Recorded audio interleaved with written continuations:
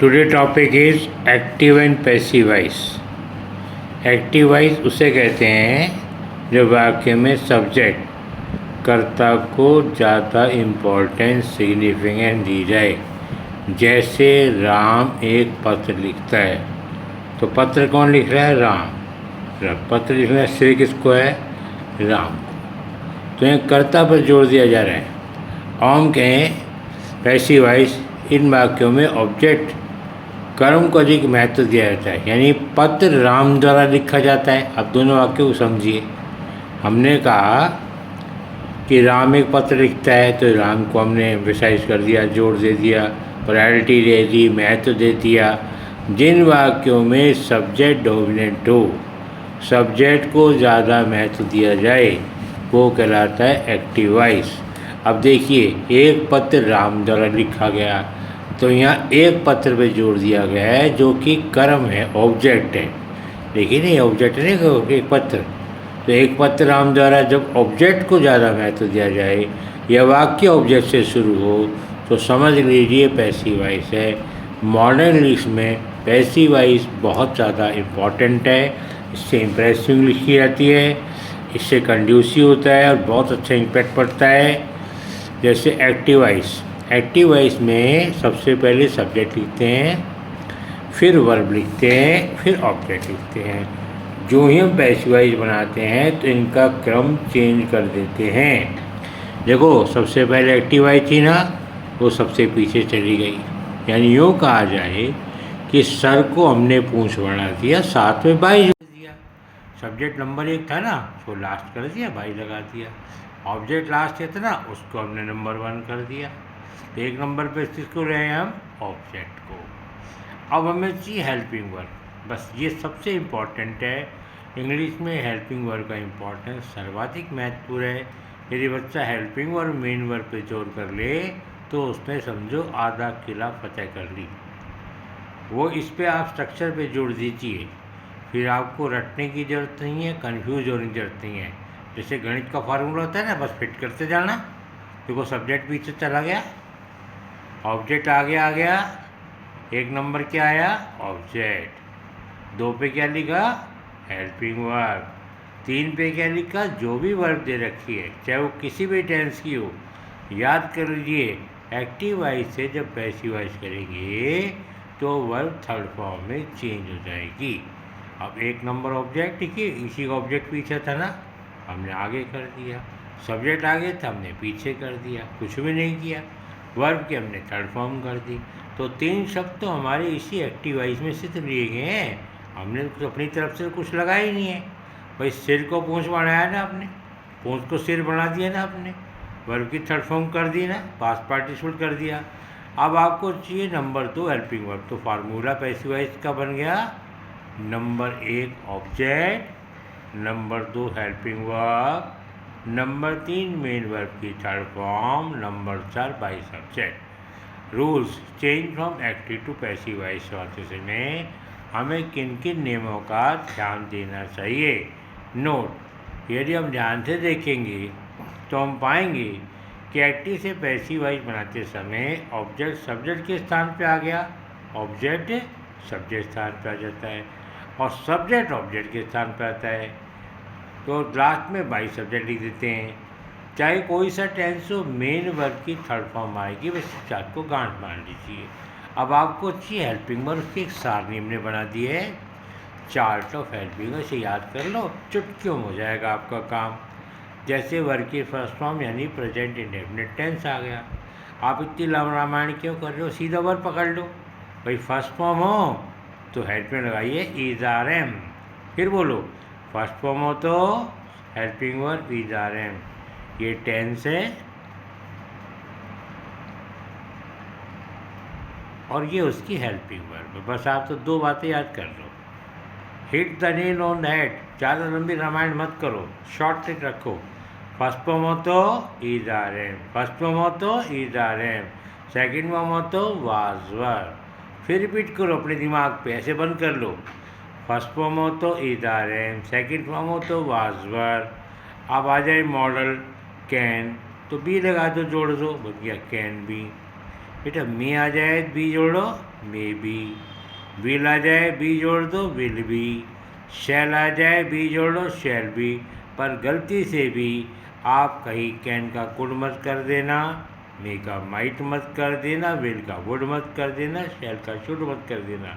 ये करते हैं डायरेक्ट नेट में जब रिपोर्टिंग वर्क पास्ट टेंस में हो। आपने केवल दी गई मॉडल में बी जोड़नी है। कैन का बेटा कैन बी, मे का मे बी, विल का विल बी, शैल का शैल बी, कुड दे रखा हो तो कुड भी, भाई शुड दे रखा हो तो शुड भी, मस्ट है तो मस्ट भी। और मान लीजिए वाक्य में इज आर एम है वाज वर हेल्पिंग वर्ब है तो आप बीइंग लगा दो, ये कंटिन्यूअस टेंस है। Is being, are being, am being, was being, were being. तो आपने क्या निष्कर्ष निकाला? Is are am was were में बीइंग लगाना है। अब आइए है जाए वैड आ जाए, ये परफेक्ट टेंस है ना, बस आप पे बीन जोड़ दो, जोड़ो has been, have been, had been, खेल खत्म। वेरी सिंपल है, बस अपना सेल्फ कॉन्फिडेंस बनाए रखो, प्रैक्टिस करो, आपका सब काम आएगा और बहुत अच्छा स्कोर करोगे। आप अच्छी नौकरी जॉब बेटा कैरियर बनाओगे और हमें याद करोगे सर ने बहुत अचूक तरीका बनाया है। बस मेरी आपसे गुजारिश है, मैं आपको अपना परिचय दे दूँ। मैं रिटायर्ड प्रिंसिपल हूँ और मैं 30 साल लेक्चर रहा हूँ। बस मेरे को शौक़ है, I am always eager to quench my thirst of knowledge. मेरा लक्ष्य है कि जो बच्चे साधनहीन हैं, जिनके पास कोचिंग के खर्च के पैसे नहीं हैं, जो महंगी शिक्षा के लिए किताबें नहीं ला सकते हैं, उनको मेरा उद्देश्य है कि उनको ज्ञान से वारान्वित कराएं। जो अंतिम बिंदु पर है बच्चा, जो सबसे गरीब दीनहीन है, उसके लिए मेरे द्वार सदैव खुले हुए हैं। और जो प्रतिभाशाली हैं, नीडी नहीं टैलेंटेड, उनके लिए भी हैं। सब फ़ायदा उठाइए। बस आपसे गुजारिश है, आपको अच्छा लगे आप लाइक कर दीजिए, शेयर कर दो, सब्सक्राइब कर दोगे, मेरा हौसला बुलंद होगा मेरे बुज़ुर्ग का। मैं और प्रेरित होकर लिखूँगा। 45 साल से पढ़ा रहा हूँ, उस 45 साल का सारा अनुभव का निचोड़ मैं बच्चे बच्चे कण कण भारत के क्या सारे विदेश में चाहता हूँ कि जो जो पढ़े लाभान्वित हो, कैरियर बनाए, टू इम्पार्ट नॉलेज अगर greatest service, to serve man is to serve God. ये मेरा लक्ष्य है। बस एल्ट्रुस्टिक पर्पज़ है, फिलैंथ्रोपिक है। मैं कोई एडवर्टाइजमेंट नहीं चाहता हूँ, को मैं विज्ञापन नहीं कर रहा हूँ, मैं हाईलाइट नहीं कर रहा हूँ। I main intention to hit the nail on the head. बच्चा पढ़े और वो दूसरों को लाभान्वित कराए, रेफ़र करेगा। देखो सर का तरीका कितना इफेक्टिव है, आराम से कर लेंगे। चुटकियों में पूरी ग्रामर कराऊंगा आपको कंठस्थ याद करा दूंगा। मेरा चैलेंज है, बाज़ार से किसी पासबुक को लाने की आपको ज़रूरत नहीं है, आपकी इंग्लिश अच्छी हो जाएगी। फिर रिपीट करते हैं बेटा, फर्स्ट फॉर्म हो तो is are am helping verb, ये टेंस हेल्पिंग वर्ब है, बस अपने आप से बोलो। सेकंड फॉर्म है तो वाज वर्ब, मॉडल है तो बी लगाओ, कैन है तो बेटा कैन बी, मे है तो मे बी, विल है तो विल बी, शैल हो तो शैल बी, कुड है तो कुड बी, शुड है तो शुड बी, मस्ट है तो मस्ट बी। और इज आर बाद में बीइंग लगाइए। देखिए is being, are being, am being, was being, were being. अब आपको मैंने कहा था परफेक्ट टेंस में है जाए सही, ये प्रेजेंट प्रोडक्टिव पास्ट राइट, केवल बीन जोड़ दो, बस कुछ नहीं करना। देखो has been, have been, had been. Example देखो, how to change from active voice to passive voice. अब देखिए मैंने आपके सामने एक उदाहरण प्रस्तुत किया है, he makes a loud noise. देखो बेटे ये सब्जेक्ट है, ये मेन वर्ब की फर्स्ट फॉर्म है। ज़रूर लिखो कौन सी फॉर्म है, जिससे आपको हेल्पिंग वर्ब छांटने में सीधा होगी और गलती नहीं होगी। देखो ये सब्जेक्ट, ये मेन वर्ब की फर्स्ट फॉर्म, ये ऑब्जेक्ट। हम पैसिव वॉइस बना रहे हैं, तो पैसिव वॉइस में सबसे पहले हमें चाहिए ऑब्जेक्ट। लाइए ये नॉइस आगे आ गया, फिर मुझे चाहिए हेल्पिंग वर्ब, फर्स्ट फॉर्म है तो इज आ गया। अब तो ये थर्ड फॉर्म मेक का हो गया मेड, लास्ट में बाई से वेट करो, बाई बाई ही का हिम। क्लियर। अब आइए ही का हिम, देखो आई का मी, वी का अस, यू का यू, ही का हिम, शी का हर, दे का देम। यानी सब्जेक्ट को ऑब्जेक्ट में बदलते हैं, याद रखो बेटा। सब्जेक्ट को किसे बदलेंगे? ऑब्जेक्ट में। और ऑब्जेक्ट को सब्जेक्ट। आई है तो बेटा मी हो जाएगा, मी है तो आई हो जाएगा, वी है तो अस हो जाएगा, अस आगे जाएगा तो वी हो जाएगा, यू का यू ही रहेगा, नो चेंज। ही का हिम, ही में आगे जाएगा तो ही हो जाएगा, शी का हर, और हर आगे जाएगा तो शी, दे का देम। बस इतना सा काम करना है आपको। फिर सुन लीजिए, कभी भी मत घबराओ। Always have use your self confidence. जिसने अपने पे भरोसा नहीं किया उस पर भगवान भरोसा नहीं करेगा। God help those who help themselves. हम भगवान से केवल आशा करते हैं, हम आशा नहीं करें, भगवान को धन्यवाद दें, जुट जाएं, फिर आपकी मंजिल आसान है। उसने हमको दिमाग दिया है, उसने हमको कैपेसिटी दी है, उसका यूज़ करो, फिर आप फलीभूत हो जाओगे। सब्जेक्ट बनेगा बेटा ऑब्जेक्ट, ऑब्जेक्ट बन जाएगा सब्जेक्ट। आई था तो मी आगे जाएगा तो आई, वी से आस, अस से वी, यू का यू ही, क्या आगे पीछे हो, ही का हिम आगे जाएगा तो ही, शी का हर का शी, दे का देम का दे। अब देखिए, शी लर्न्स इंग्लिश, देखो वाक्य। अब जानते देखो बेटा, शी सब्जेक्ट है ना, लर्न्स फर्स्ट फॉर्म है ना, इंग्लिश ऑब्जेक्ट है। अब आप जब ऑब्जेक्ट आगे लाओगे तो इंग्लिश आगे आ गया। अब हमें चाहिए हेल्पिंग वर्ब, हेल्पिंग वर्ब चाहिए ना। अब देखिए हेल्पिंग वर्ब लाएंगे आप तो ये फर्स्ट फॉर्म है तो ये अपने आप आ जाएगी। देखिए इंग्लिश आगे आ गया, फर्स्ट फॉर्म है तो एज, इसकी थर्ड फॉर्म करो लर्नड, बाई लगाओ, शी का हर हो गया। देखो Ravi is writing many letters, पहला अक्षर सब्जेक्ट, दूसरा हेल्पिंग वर्ब, तीसरा मेन वर्ब, चौथा ऑब्जेक्ट। अब इसे चेक करो, मैनी लेटर्स, ये तो बहुवचन आ गया, ये लिया मैंने इसको, चूँकि यह ईद रवि के कारण था। अब रवि की जगह लेगा मैनी लेटर्स, चूँकि प्लूरल है, बहुवचन है तो आर हो जाएगा, ईद का हो जाएगा आर बीइंग। इसकी थर्ड फॉर्म और रिटर्न बाई, नाम का नाम लिख दो। ही वॉज टेलिंग अ लाई, ये सब्जेक्ट, ये हेल्पिंग वर्ब, ये मेन वर्ब, ये ऑब्जेक्ट। आपने क्या करना है, पूंछ को सर बना दो, बढ़ा दी, सिर को पूंछ बना दो, कर दिया, बस यहाँ आ जाओ। क्योंकि ये लाई एक वचन है तो बाद में बीइंग आ जाएगा। अ लाई वाज बीइंग, थर्ड फॉर्म करो टोल्ड बाई, ही का हिम।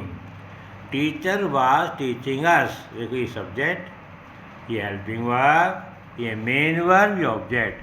अब अस को आगे लाएंगे तो वी, अब वी तो बहुवचन है तो यहाँ वर्ब बीइंग हो जाएगा। इसकी थर्ड फॉर्म लगाओ टॉट, बाई लगाओ, टीचर आ जाएगा।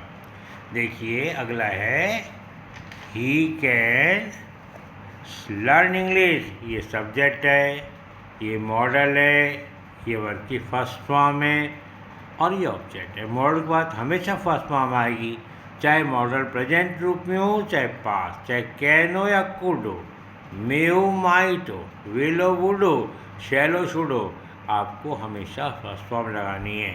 ये सब्जेक्ट, ये मॉडल, ये मेन वर्ब फर्स्ट फॉर्म, ये ऑब्जेक्ट। लाओ जी पूंछ को सर बनाओ, बन गई, सर को पूंछ बनाओ, ये लो जी। कैन मॉडल है, देखो बेटा अभी मैंने आपसे बताया था मॉडल में केवल बी जोड़ना है, तो आप देखिए कैन का कैन भी कर दो। English can be, third form learned by, he का हिम।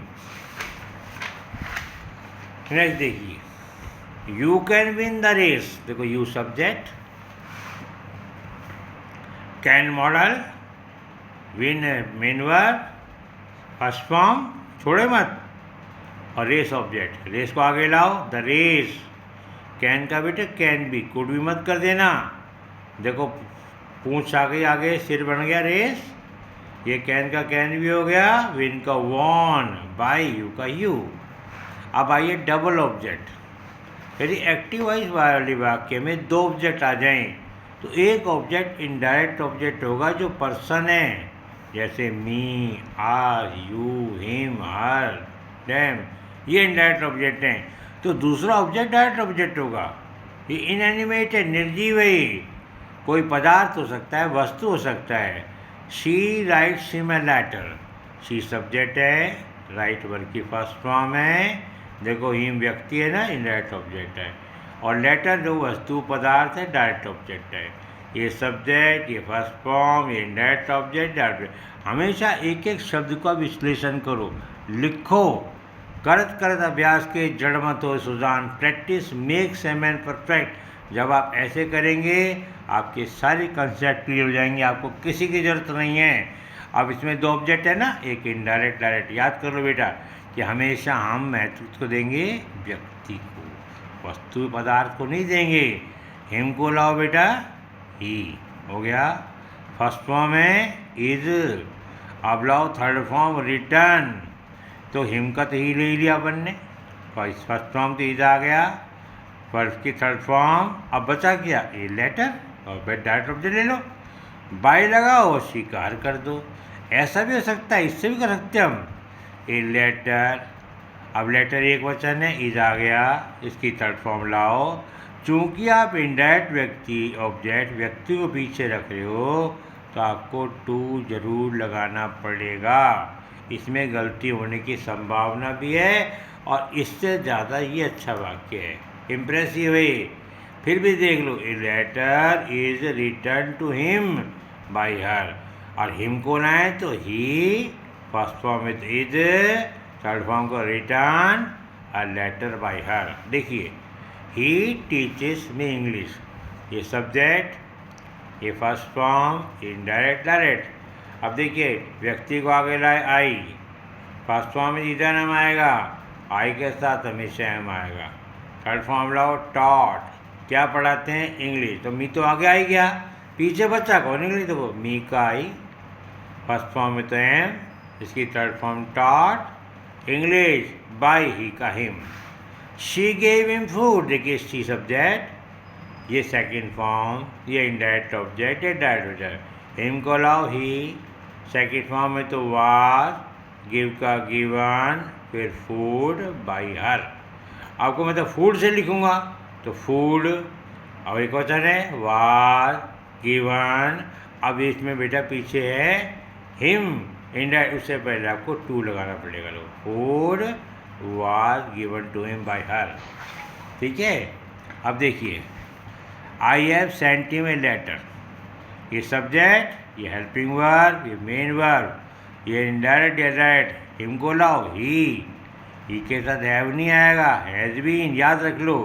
हेल्पिंग वर्ब हमेशा ऑब्जेक्ट के अनुसार आएगी, ना कि सब्जेक्ट के अनुसार। A letter has been sent, ठीक है।